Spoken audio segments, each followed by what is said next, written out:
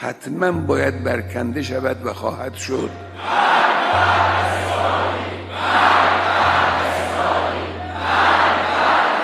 Pemimpin tertinggi Iran, Ayatollah Ali Khamenei, menanggapi kunjungan Trump ke Teluk awal pekan ini.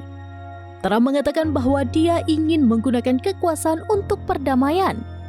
Khamenei mengatakan dia berbohong dalam pertemuan dengan para guru yang disiarkan di televisi pemerintah pada Sabtu. Amerika Serikat telah memberi Israel bom seberat 10 ton untuk menjatuhkan anak-anak Gaza, rumah sakit, rumah orang-orang di Lebanon, dan dimanapun ketika mereka dapat melakukan perjalanan, kata Khamenei menegaskan kembali sikap tradisionalnya terhadap Israel. Tentu saja rezim Zionis adalah tempat terjadinya korupsi, perang, perpecahan. Rezim Zionis yang merupakan tumor yang mematikan, berbahaya, dan bersifat kanker tentunya harus diberantas dan hal ini akan terjadi, ucap Khamenei.